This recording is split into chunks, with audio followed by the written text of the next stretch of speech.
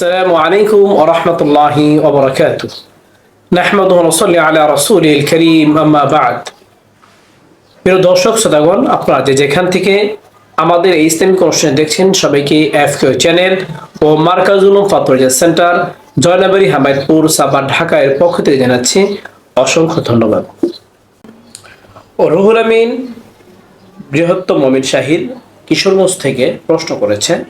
তার প্রশ্ন হলো, কোন কোন প্রাণী দ্বারা, পশু দ্বারা কুরবানি করা যায় এবং কুরবানি করার জন্য সে সকল পশুর বয়স কত হতে হয়? এই বিষয়ে সম্যক ধারণা দিলে অনেক অনেক কৃতার্থ হব।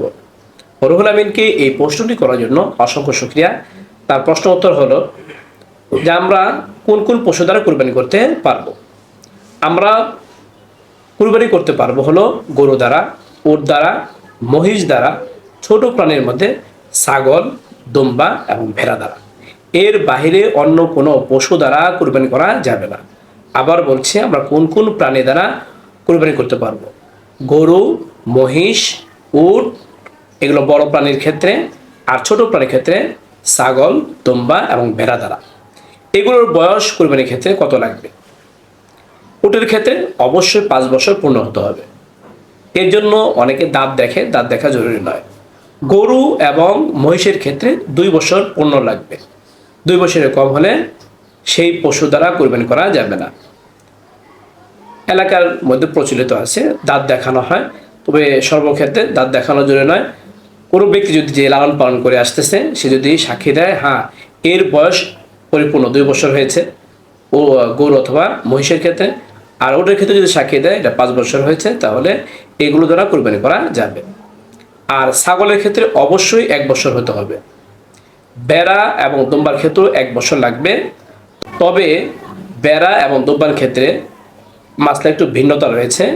সেগুলো যদি বয়স 6 মাসের উপরে হয় আর দেখতে যদি 1 বছরের মতো হয়, তাহলে বেড়া এবং দুম্বা দ্বারা, সেই বেড়া দুম্বা যে এটা দেখতে 1 বছরের মতো মনে হয়, সেগুলো দ্বারা কুরবানি করা যাবে। তবে ছাগল যতই বড় হোক না কেন, তার ক্ষেত্রে অবশ্যই 1 বছর লাগবে। শুধু বেড়া এবং দুম্বার ক্ষেত্রে আমরা খেয়াল করব যে যদি দেখতে 1 বছরের মতো হয় আর সেটার বয়স যদি 6 মাসের বেশি হয়, তাহলে সেই বেড়া এবং দুম্বা দ্বারা কুরবানি করা যাবে। তবে ছাগলের ক্ষেত্রে অবশ্যই 1 বছর হওয়া লাগবে, সেটি যতই বড় হোক না কেন। এর কম হলে সে মানত, আকিকা এবং কুরবানি কোনোটি সহি হবে না। যে মাসলাটি বললাম, এই মাসলাটি শুধু কুরবানির ক্ষেত্রে নয়, আকিকা এবং মানতের ক্ষেত্রেও একই বয়স এবং একই জাতীয় হতে হবে। মানত, আকিকা এবং কুরবানি, এই সমস্ত পশু গরু, মহিষ, উট, ছাগল, দুম্বা, ভেড়া লাগবে। এবং বয়সের ক্ষেত্রে গরু এবং মহিষের ক্ষেত্রে 2 বছর, উটের ক্ষেত্রে 5 বছর, আর ছাগলের ক্ষেত্রে অবশ্যই 1 বছর, বেড়া এবং দুম্বা সেগুলোর ক্ষেত্রেও 1 বছর।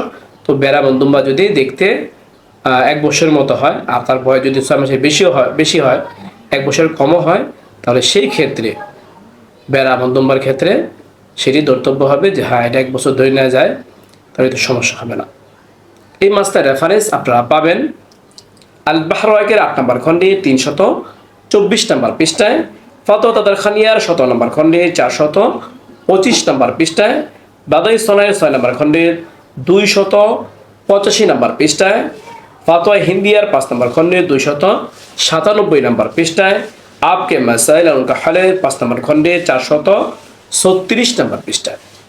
যে মাসলাটি বর্ণনা করা হলো, আল্লাহ পাক রব্বুল আলামিন আমাদের সবাইকে ভালো করে বুঝে এই মাসলার উপর আমল করার তৌফিক দান করুক। এরকম গুরুত্বপূর্ণ ইসলামিক প্রশ্নের উত্তর জানতে চাইলে অবশ্যই আমাদের ইউটিউব চ্যানেলটি সাবস্ক্রাইব করে আমাদের সাথে থাকবেন। ভালো লাগে লাইক ও শেয়ার করবেন।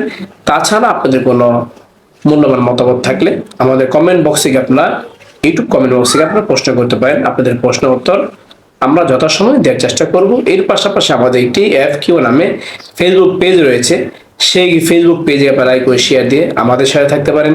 তাহলে সেখানে কমেন্ট বক্সে আপনারা প্রশ্ন করতে পারেন। আপনাদের প্রশ্ন উত্তর সেখানেও যথাসময়ে দেওয়ার চেষ্টা করব। ওমা আলাইনা ইল্লাল বালাগ।